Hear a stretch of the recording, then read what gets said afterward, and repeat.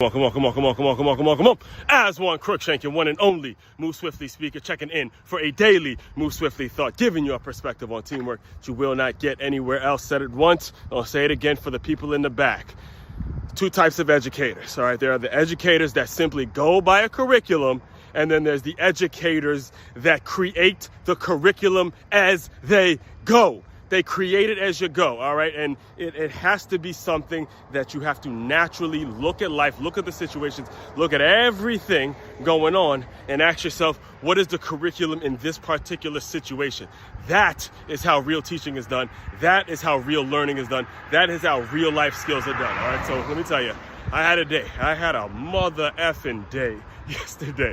Started with me, so I teach at a school named the Center for Creative Education, all right? And it started with me doing something I don't normally do. I don't normally drive the bus. I am one of the bus drivers per se, but I don't drive the bus every day. And for some reason, don't know why, don't ask me why, just for some reason, all right?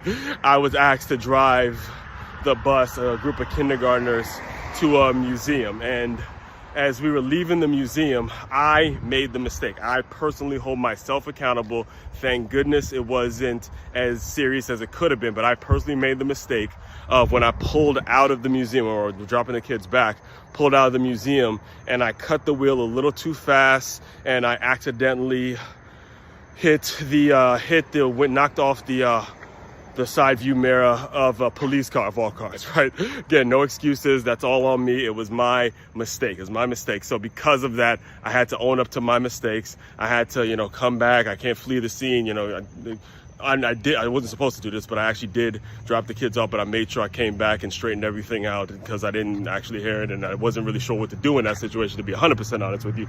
But at the same time, I came back, made sure everything was right, gave them my license, did the police report, wasn't a hit and run, and everything got squared away, from a legal standpoint, all right? So that was accountability number one, me making sure I held myself accountable, especially to this young group of kids who saw it, and they're going to remember it, and, then they asked me about the situation. I told them, look, that's the way you follow the law, things of that nature, all right? So that was the thing that happened at the beginning of the day that kind of shook things a little bit.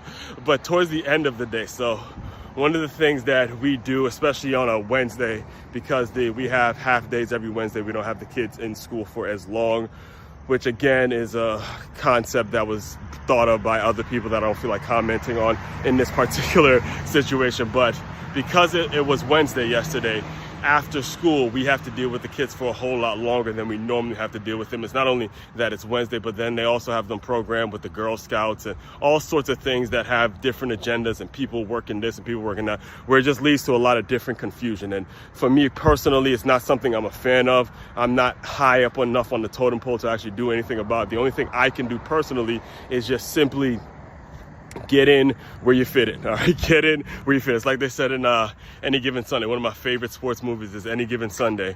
It's first you get along, or first you go along, then you get along, or something like that. So in the situation I'm at with the school that I teach at, I'm just simply outnumbered in terms of the employee mindset and the entrepreneur mindset. So you simply just gotta, one of the goals for me this year was to not allow the employee mindset to frustrate me as much as it has done in the past. So simply just go along and then you get along, right? So we had a situation where we brought the kids in from outside because they were outside. It's hot. This is Florida. Again, this is summer weather, like 80-degree weather in February. So it's too hot to have the kids outside for that long extended period of time or whatever. And then we came back inside, and there was something called play sticks, right? Play sticks. And one of the kindergarten girls she just asked me, hey, do you want to create something? You want to build something, right?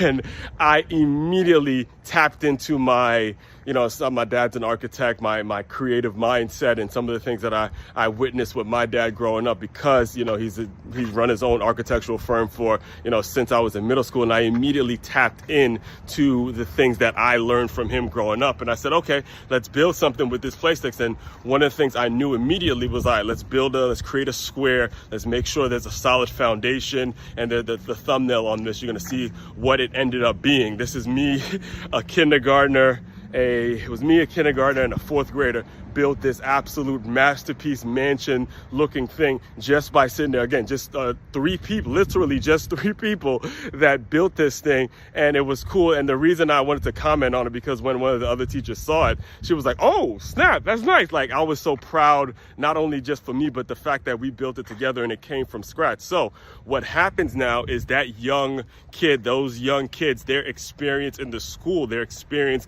going to school, yes, they're gonna, all the testing and the math and the equations that you have to memorize for a test. Again, there's a time and a place for that, and you have to memorize it for a test. But what they're really gonna remember is that thing that I built with Mr. Aswan, and how cool that was, and how the other teachers liked it, and how we kind of built it from scratch, because those are the things that are gonna be relatable to the everyday problems and the things that they're gonna encounter every single day.